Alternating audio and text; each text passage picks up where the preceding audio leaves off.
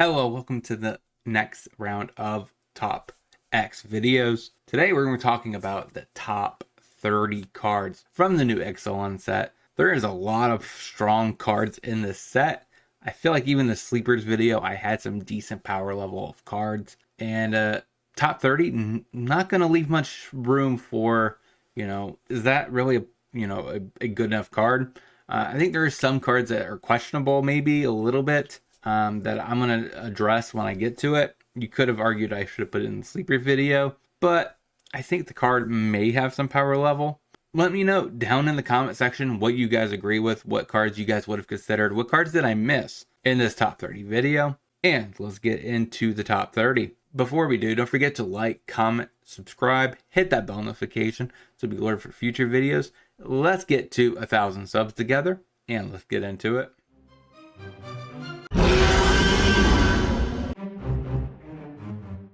So, honorable mentions is Tyrant Soul Cleaver, 1-drop. Equipped creature has vigilance. Whenever another artifact or creature is put into the graveyard from the battlefield, put a +++1 counter on equipped creature.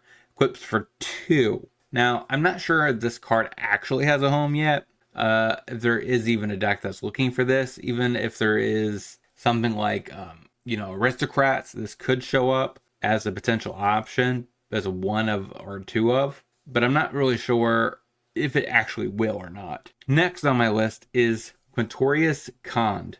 3 red and a white.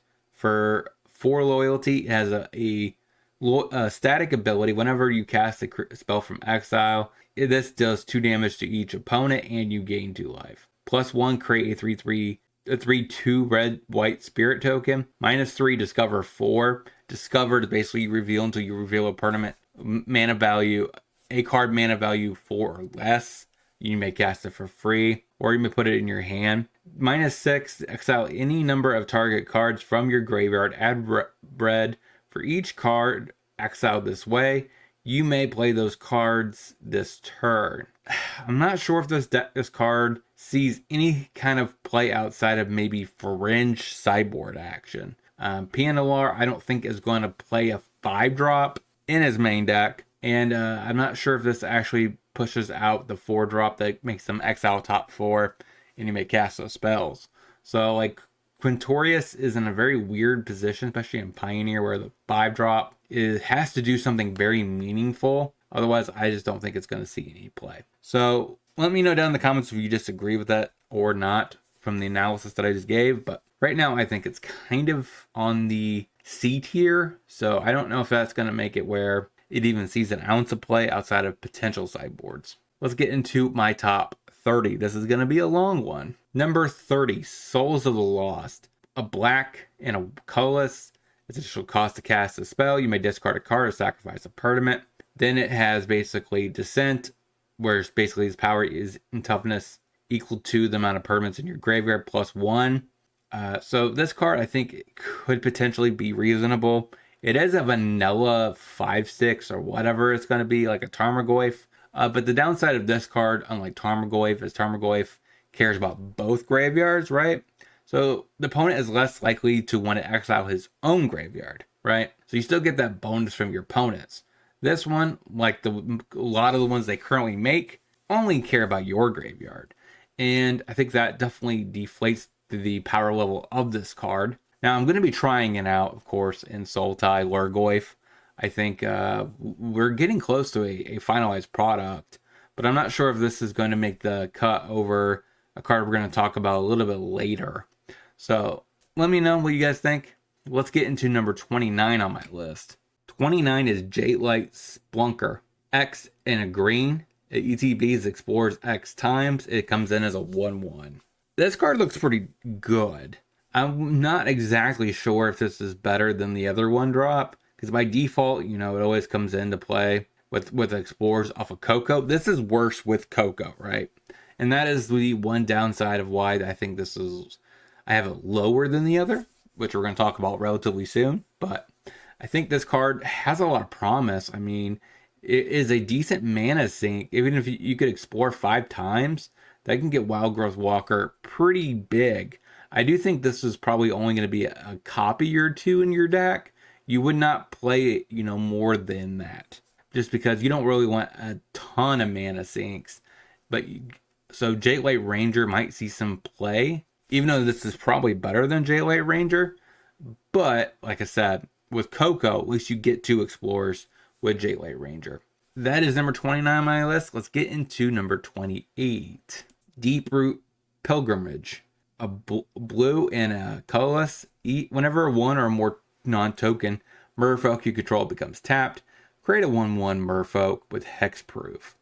There is a combo with this, but it's going to be very hard to assemble because you have cards that basically tap to untap target permanent, and as long as you're both your merfolks are just kind of untapping each other, but you have to get 2 of them, and there's only like 1 of them in the format, which is something follow work.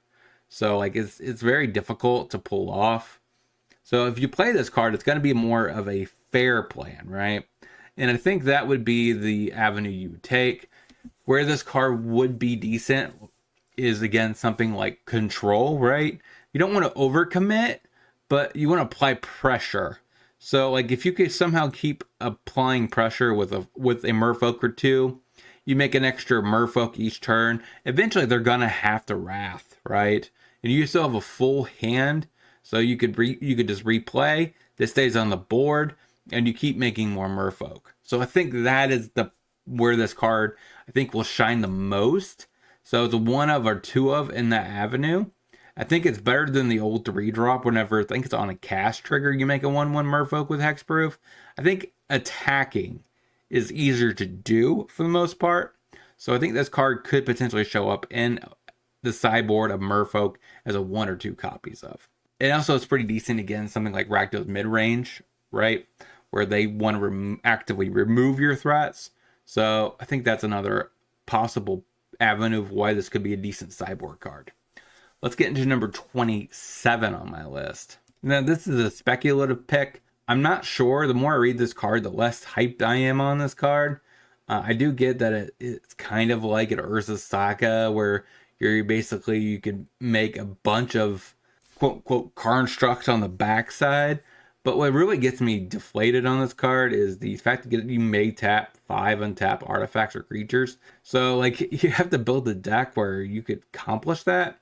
I do get that this gives you quote unquote a construct for 4 mana, and that's not terrible. So I am curious to see how easy this would be to flip, and if it's very difficult, then this card I think will be a flop. But if you can flip it, this card looks pretty good. And it could be a decent Wink edition. I really like this card, but like I said, it has that floppy potential. So that's why it's rated so low on my list. But it has a very high upside. So let's get to number 26 on my list. Canote Scout. Right? 1 green, 1/1 ETBs, Explorers. Simple. We talked about it earlier. This is the other card I was talking about. I think it's slightly better than that card only because it's off of Coco. Still does explore, even though this at best is a 1 mana 2/2. But, like we had that in the last set. So I think this is probably strictly better than the previous merfolk that's 1 mana 2/2. That was based off of, quote unquote, the amount, having an island, right? So I think it's better than that card. Now, where does this fit in the grand scheme of Pioneer? I think it's strong enough to actually show up, but there's always that possibility that it flops. But I'm curious to see in Abzan Explorers if this card has what it takes to be paired side alongside of another card we're going to talk about in Wild Growth Walker. So let's get to number 25 on my list. So 25th on my list is a dual prospect. I try to keep a decent amount of the interaction spells together if they're like very kind of medium or have potential to showcase. So like this one and another one, 2 more in the future also are bundled. So the Fanatical Offering, 1 in a black, whenever you cast it, you sack an artifact or a creature, draw 2 cards, make a map token. I don't think this is probably better than the other option you have already, but if there's a deck in a world where treasure is less important and then a map token, duly noted, this card is going to be better in that regard. Now, Confounding Riddle, a 2 and a blue. Look at the top 4. You may put 1 in your hand, rest in your graveyard. counter Draco spell with a pace. So Confounding Riddle, I think, is an upgrade on a previous card. Supreme something. Now, I do like the fact that it fills up the graveyard. We do have cards like, of course, Treasure Cruise and Dig Through Time. So, like, having 3 more net cards in your graveyard does help in the long run of a control deck or a quote-unquote combo deck, right? So there could be a combo deck where, you know, you're trying to fill your yard up like Greasefang, but at the same time, you're trying to control and you use Dig to help find your rat or some sort of piece. That also is a potentialness for this card, so I'm kind of excited about it overall. Now, again, I'm not really much of a quote-unquote control player, but I do acknowledge that this card has a lot of utility in the format, just because filling up your yard is usually a net positive. And of course, it's not a horrible counterspell, right? The counterspell half, I believe, is this very similar to the pirate counterspell from previous Ixalan. I believe it was a 3 mana counter target spell with a pays 4, and it has a discount if you control a pirate. So like this is basically at that rate for without the discount. So I think it's pretty decent. Let's get into number 24 on my list. Number 24 is Spyglass Sarin. It's a blue 1/1 flyer when ETBs make a map token. So we have a decent amount of like Convoke mechanics. So like, is there a world where Convoke could be a thing? I don't know. But like there's potential now, like if there's more cards like this that can ETB make a artifact, you know, it could easily sprock new archetypes, new deck types. I shouldn't say not deck types, but new color combinations of a deck, right? So if there's ever a blue Convoke deck, this would be a foundational piece, right? Also, like if you also could still use Gleeful Demolition, destroy the map token, make 3 1/1s. So like there's a reasonable chance that you can make this into your deck. Now, where that actually lies, I would have to look at the Convoke options we have available in blue to see where this would fit. I know there's the one that you basically tap down and you get to give your creatures flying. I'm pretty sure there's some probably better option as well in blue, but let me know down in the comment section what you think about it. I do think like also this has an ETB effect, and blue is a pretty good color for blink effects. So that's another possible avenue for this card. Let's get into number 23 on my list. Number 23 on my list is Preacher of the Schism. This is a 2 and a black 2/4 Death Toucher. When it attacks the player with the most life or tied for the most life, create a 1/1 vampire. Whenever it attacks it while you have the most life or tied for the most life, you draw a card and lose a life. This is probably one of the better vampires from the set. So if you're a vampire player, this is probably one of the better options. It's also a cleric if that's actually of any kind of relevance. There's also a decent amount of Death Touch Matter sub-theme. That's also a potential avenue with this card. If you just want to throw away the vampire creature type. The vampires definitely got a little shafted. There's going to be a couple more that we talk about later, but they're not really for vampires. They're just generically good cards that don't work with vampires. So I think this is probably the best of the vampires, but you know, what are you going to do? Let's get into number 22 on my list. Number 22 on my list is Scythe Claw Raptor. 2 and a red. 4/3. Whenever a player casts a spell, if it's not their turn, this deals 4 damage to them. Keep in mind that does say player, so if you cast a Reckless Rage on your opponent's turn, you're taking 4 as well. So that is a little bit, net negative about the card, but I do get that it needs to be symmetrical, otherwise it would be very broken, right? So I do like this card in Dinosaurs. It can easily be a 1 mana 4/3 that is really good against control, where they basically shuts them down, taking damage for counter spells. And in that matchup, you don't really need instant speed stuff, right, as a Dinosaur player. So I'm kind of excited to see if this can make a couple copies in the main, or if it's just a sideboard all-star. But until we find that out in the early parts of the season, I think this card has a decent shot of being a contender and a playable Magic card for Pioneer. Let's get into number 21 on my list. Cosm, Confluence. 4 and a green. You may choose 3. You may choose the same mode more than once. Search for a cave, put in play tapped. Put 3++1 counters on a cave you control. It comes to 0/0 elemental with haste. Destroy target enchantment. The enchantment mode, destroying 3 enchantments is kind of irrelevant. I think this is actually going to be pretty decent for the cave aspects. There is a decent amount of cave payoffs that are okay-ish. We didn't really get that all-star that I was really looking for. Something like Mazes In, something that just closes the game out for caring about caves. We didn't really get that in the set, but I do think this card has the potential to be a decent option. I'm hoping that this cave subtype shows up in other sets, and it's not just a quote-unquote Ixalan thing, right? I wish Wizards did that more often. They did it one time with gates. I feel like there should be more. Every plane should have gates. Why can't we get more iconic gates? Wizards, print more gates, print more caves. Just start bringing these subtypes back, right? More into each set. And not just tie them to a plane, right? It's like deserts. We haven't gotten that for a while. So, like, there has to be a plane where there's a desert involved.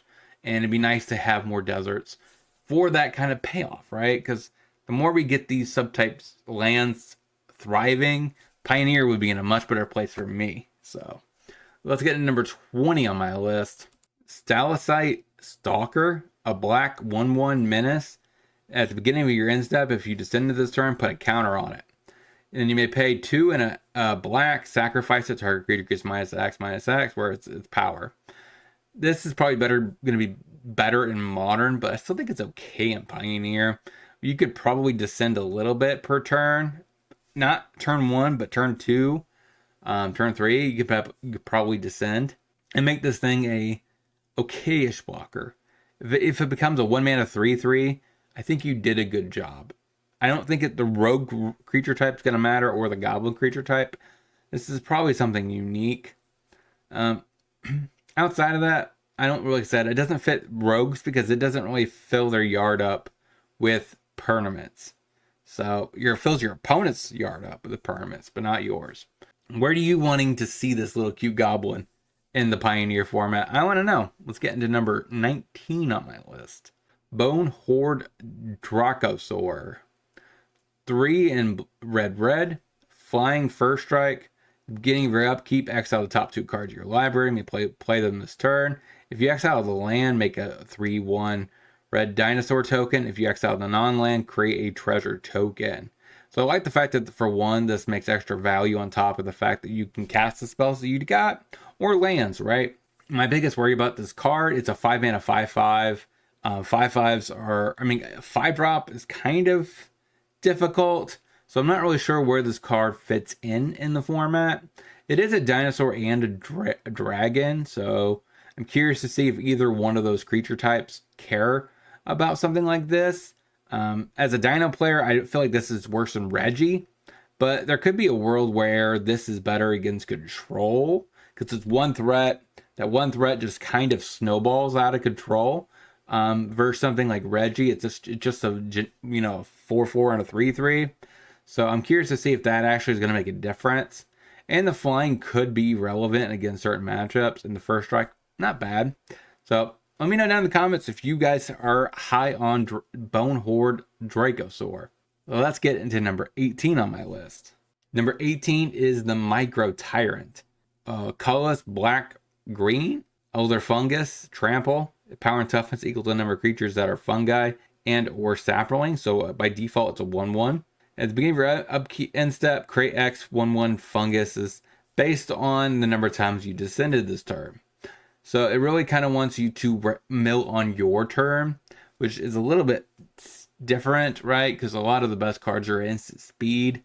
So it does reward you for playing stuff at your turn, but that also leaves you wide open from interacting with your opponent. So, but then again, at the same time, like most of the things that you interact with your opponent on their turn, let's be honest, are instants and sorceries, and they don't contribute to descend. So I'm not sure where this card fits. Like I said, I'm going to be trying this as a copy or two of in Lurgoyf, but outside of that, this could be it could build its own deck. I don't know. I think this card has some potential to be a reasonable card. I don't think it's going to show up in Fungus / Saprolings. If it does, that would be kind of sweet.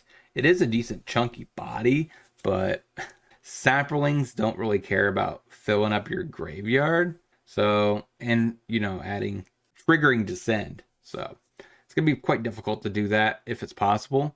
It could be a decent option.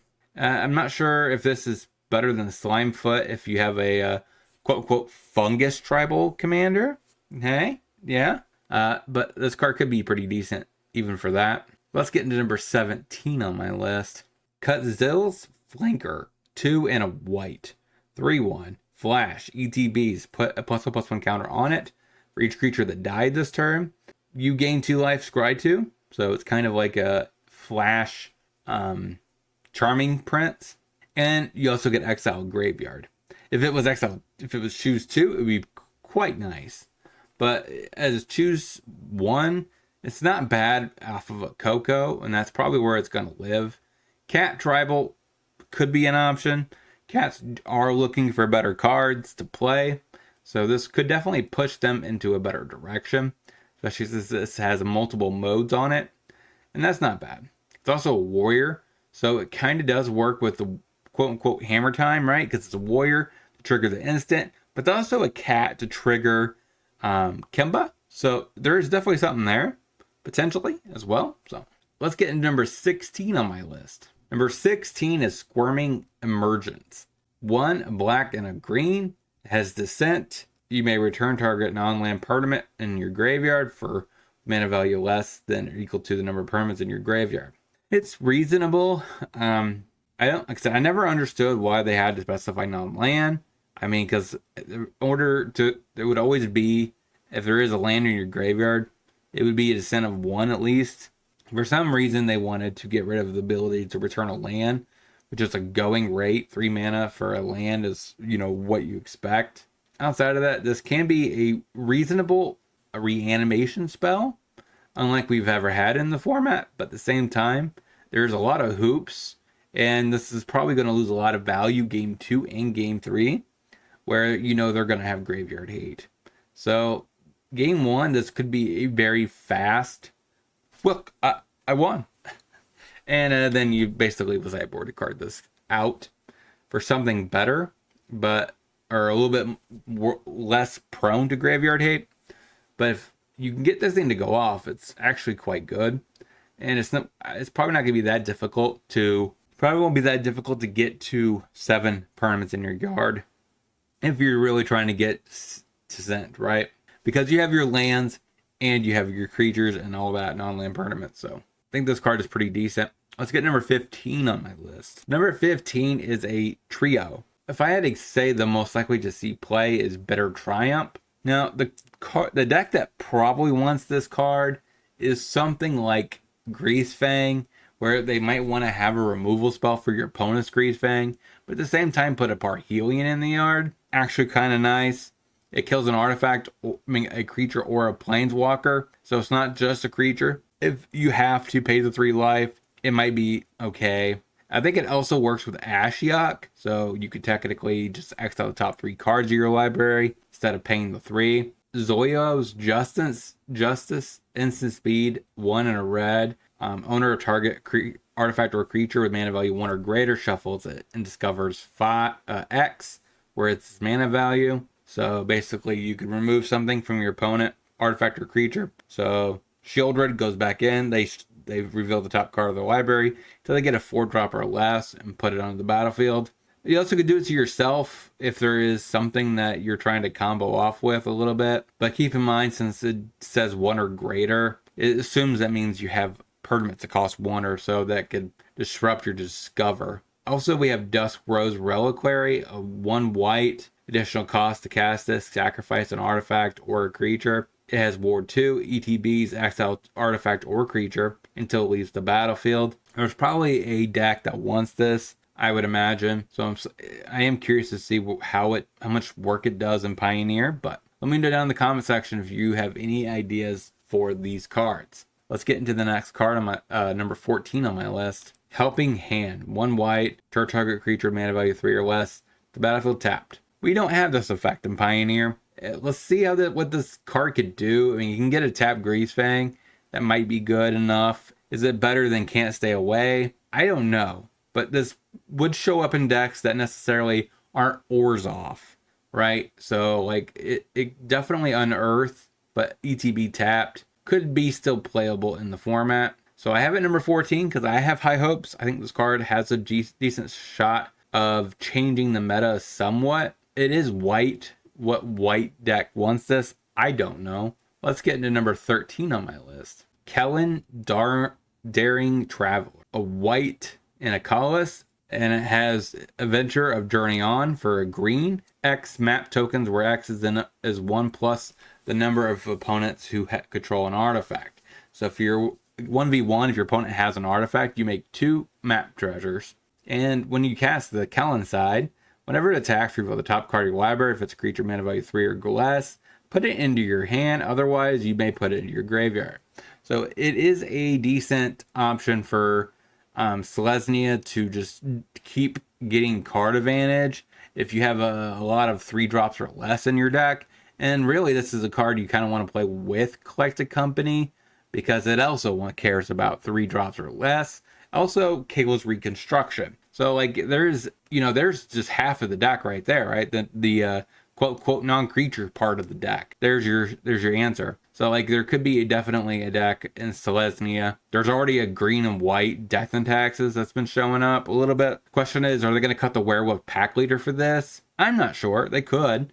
This is also technically quote-unquote card draw, right? And if it is a Coco or a land, you could put it in the graveyard. So that's quite relevant. Let's get into number 12 on my list. Number 12 is Breach's Eager Pillager. 2 and a red for a Goblin Pirate. 3/3 first strike. Whenever a pirate you control attacks, choose a mode that has not been chosen this turn. Create a treasure token.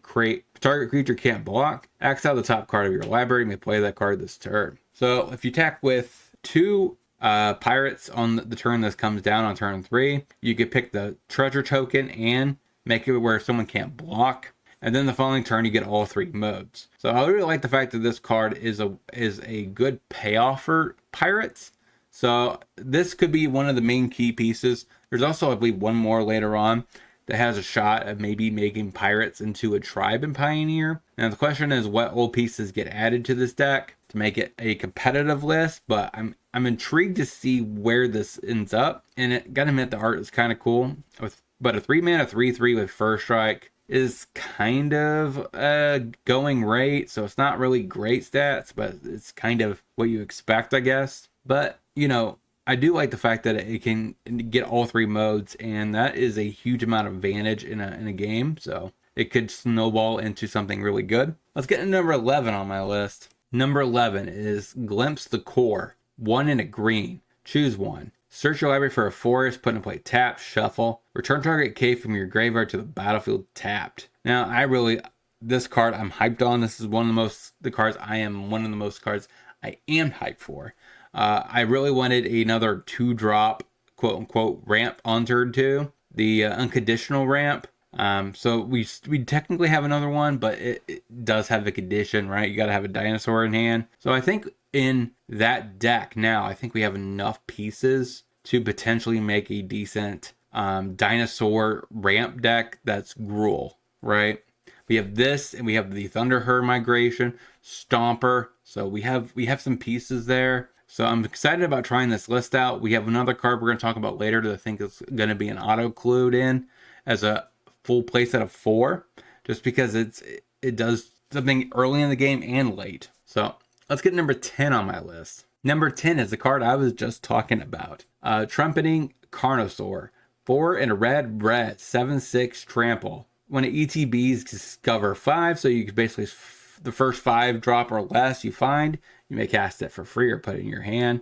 And then you may pay 2 and a red, discard him, to deal 3 damage to target creature or planeswalker. So I really love the fact that one, it does interaction early. So a lot of the time in ramp decks, you really have to decide if you're going to want to play something like a Braid, or do you play something like your action spells as something like Burn Down the House, which is what you would normally do. This one, your ramp payoff is also your early interaction. And also, I mean, it doesn't get increased by something like Thalia or anything like that, so it's always 3 mana. So I'm kind of intrigued to see how this card actually pans out. I think this is going to be a 4 of, because if you could somehow tally into this, into something else, to a Stomper, you're in a lot good positive things going on for you.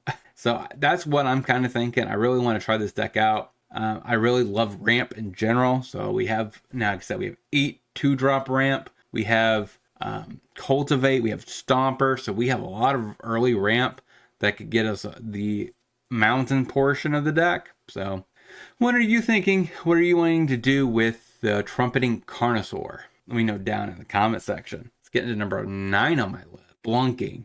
2 and a green. When it ETBs, you may draw a card, and then you put a land from your hand onto the battlefield. If you put a cave onto the battlefield, this way you gain 4 life. So it's a payoff for caves.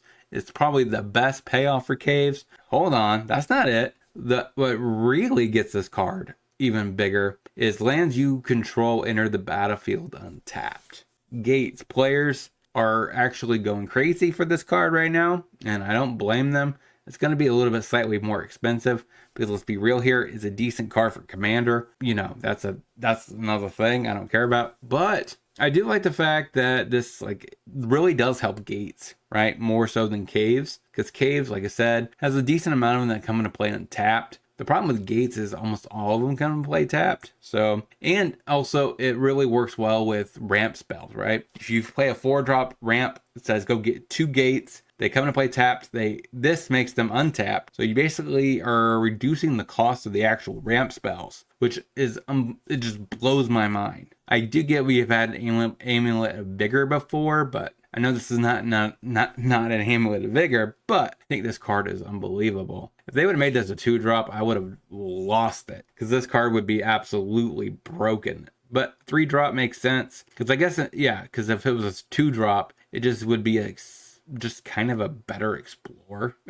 So yeah, let me know down in the comments if you're planning on playing Gates, because that's going to be a deck I'm going to be playing the first week of the brand new season, and I'm going to be playing Wish Gates. I'm probably going to play maybe 3 copies of this. I haven't looked at the numbers exactly, but I am excited about trying this card out in Gates. Let's get into number 8 on my list. Puggacious Hammerskull. 2 and a green for 6/6. Whatever attacks, if you don't control another dinosaur, put a stun counter on it. So for one, this could be a decent card for fight rigging as well. But I'm really actually excited about this for dinosaurs. It easily could cost, 1 green if you have enough cost reducers. We didn't really get any cost reducers in this set, but we could still make this work in Pioneer. And for the most part, we're always going to have multiple dinosaurs on the board. So a 6/6 always smashing in, even though it doesn't have any kind of evasion, I think it's still going to be good enough. That is my number 8 pick. Let's get to number 7 on my list. Essal of the Sun. 1 in a red. 2/2. Whenever you attack, you may discard a card. If when you do, put a counter on target attacking creature. It gains trample until end of turn. And whenever you discard 1 or more cards, exile the top card of your library. You may play the card until your next end step. This card, I think, is going to show up in PNLR. That is the best card deck for it, I think. Also could show up in mono red aggro or something like that, where you're playing your prowess drops, 1-drops, turn 1. Playing this, pumping your Soulscar Mage to a 2/3 and smashing with trample. And then you could also start gaining card advantage. So if this was a human wizard, it would be unbelievably powerful, because let's be real here, the Wizards deck really wants some better wizards, but for some reason, they're not giving us any decent wizards in red. Come on, Wizards, let's do it. Just print me some wizards in red, because then we would have a decent Bolt card, right? I think this card has a decent shot of showing up. And let's get to number 6 on my list. Bartolome del Presido. White and a black. 2/1. Not bad.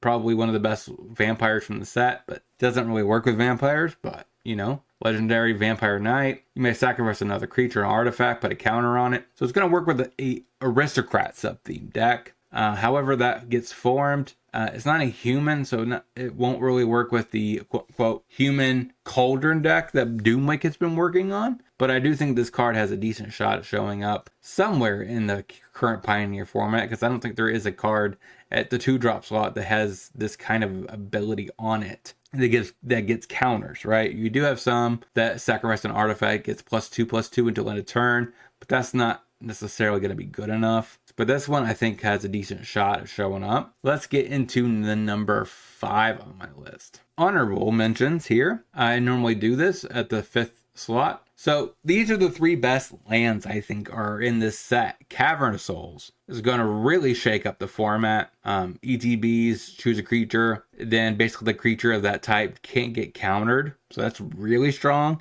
It's a really powerful card in Modern.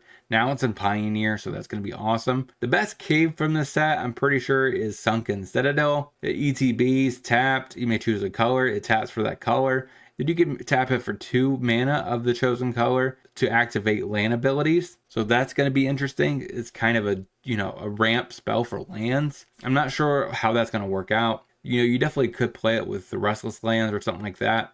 And the best of the Restless Lands is the Anchorage. It's the Azorius one. ETB's tapped. 1, a blue and a white. Make it into a 2/3 white blue bird with flying. It's the land. Whenever it attacks, create a map a map token. That's quite a good ability overall. The second best I think in this set was the Shark one, the Demir one. The other ones seemed kind of weird. It do notably that the the Selesny one is a llama. So hopefully that means we're getting more llamas, wizards, more llamas. But yeah, that's our 3 best lands from the set. It's going to be interesting to see how these cards shake up Pioneer. Let's get into the actual number 5. Bloodletter of Azlaso. I'm not going to be happy saying this word. I'm going to be playing it this season. It's 1 black, black, black. Flying. If an opponent would lose life during your turn, they lose twice that much life. It's a 2/4. So, Mono Black Devotion, this card is looking great in. It does win by Gary. So, like the fact that Gary doubles. So, if you have, 10 pips, that's 20 points of damage. So, I think this plus Gary is going to really help Mono Black Devotion become either the second best Devotion deck or potentially the first. I don't know. I think it's definitely going to be better than blue, red, white. So, like, it's not even the question. But the question is it better than green? I kind of hope so. Just because the more decks that are pushing Nykthos to its limits, the more likely Wizards are going to be like, should that card exist? I don't know about that one. But that's kind of where I'm hoping. So, that's the number 5th on my list. Let's get into number 4. Kite Sail Larcenist. 2 and a blue. Flying Ward 1. When this ETBs... choose up to 1 target artifact or creature that was permanent to become a treasure artifact. May tap it, sack it, add many mana of any color. It loses all the other abilities. So why this card is so high on my list? For one, blue doesn't have these kind of effects. They don't really have removal like this. So the fact that we get to turn a Shieldred into a treasure token is obscene. When did blue get this effect? Clearly, it's kind of off the color pie. But even with that, it's still a 3 mana 2/3, so it's still Coco. And for the most part, there's not really, I guess, what world is this better than the Skyclave Appetizers? I don't know. Like, there has to be like an artifact that sees enough play that's higher than a 4-drop to make this better than a Skyclave, right? Because most of the other things can only get target creatures. So the fact that this could hit an artifact of 5 mana, like Boat, is more of what would make this card bridge that gap over something like Skyclave Appetizers, where it only hits 4 permanents or less. So I think this card has a decent shot. I think it's going to see a couple of copies, probably also in Pirates. We'll see. But let's get number 3 on my list. Amalia,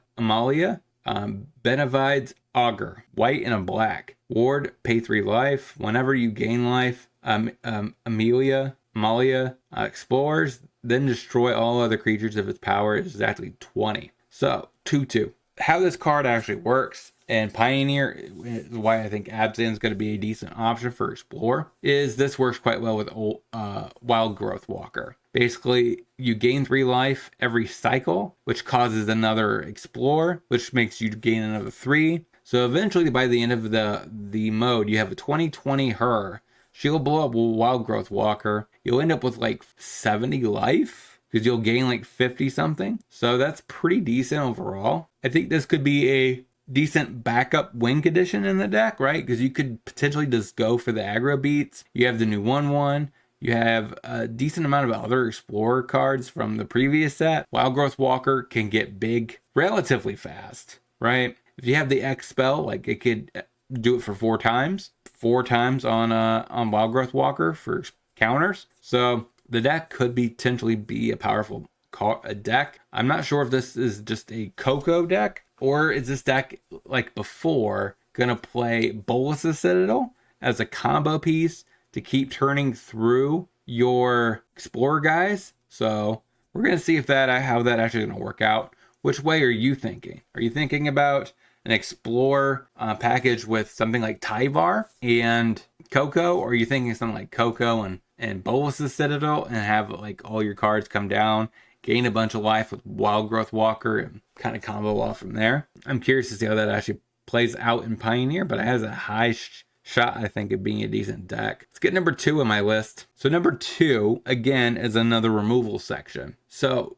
Molten Collapse, black and a red. Choose one. If you descend into this turn, you may choose both instead. Destroy target creature or planeswalker at sorcery speed, so it's Dreadbore. Destroy target non-creature, non-land permanent with mana value 1 or less. So this thing, I think, at best, gets Oven, right? Which, because Sacrifice is top 5 best decks in the format, the fact that Rakdos now has an answer main board to that is quite powerful. Now, for control players in like white mid-range piles, Get Lost. 1 in a white to target creature, enchantment, or planeswalker. They make 2 map tokens. So this card is arguably better than the previous one.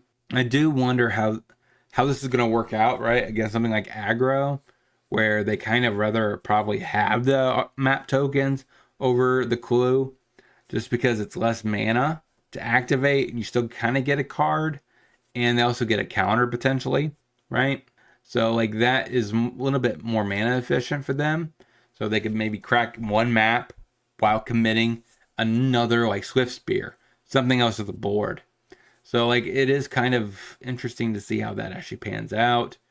Is the fact that these tokens are easier to activate and they make your stuff bigger, is that better or worse than drawing a card for 2 mana, which basically is a fog, because most of the time, like for your committing to the board, just due to the pure nature that you usually only have like 3 mana at your disposal in an aggro deck. So I'm curious to see how this actually pans out.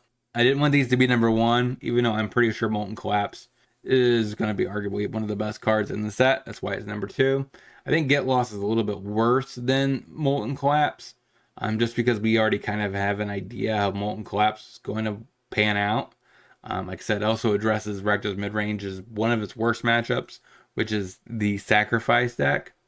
And just because you get to destroy a Oven and kill a Mayhem Devil in the same 2 mana, right?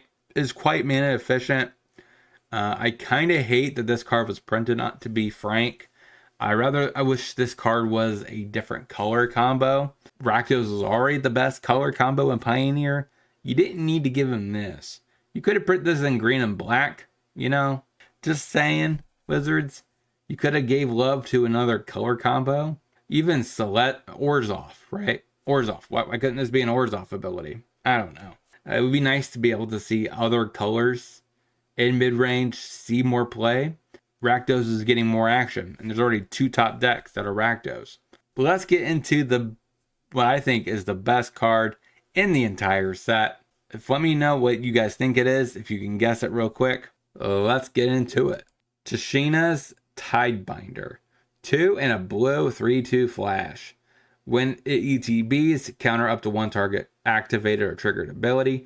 If it's an artifact, creature, planeswalker, it's countered this way. That permanent loses all abilities for as long as this remains on the battlefield. So if they uptick their Karn, counter that uptick ability or downtick, and it just becomes a non-ability planeswalker. Creature, artifact, all the same thing. So basically they're just vanilla objects on the board. And it has two relatively powerful creature types, Wizard and Merfolk. So both of those are nice to have, right? Especially since Merfolk was kind of wanting in a card like this from the set, especially since so much of it are sorcery speed, explorer type Merfolk. It's nice to have a flash card that could be paired with a flash style deck with Harbinger, and Tide, whatever that is, Tide Shaper? No, whatever comes down, taps a creature, loses all abilities to the end of the turn. So it's nice to be able to have a tempo style Merfolk deck and have the other option. So it's kind of nice. So the fact that this is good in both is quite nice, of course. Of course, this card is going to be better in Pioneer, where you can shut off the One Ring for good. So for Pioneer's sake, this is definitely the best card from the set. Like I said, let me know down in the comment section if there's a card that I missed. Make sure you like, comment, subscribe, hit that bell notification before you head out that door. Let's get to 1,000 subs together. And until next time, hopefully you guys have a great rest of your day. Talk to you soon.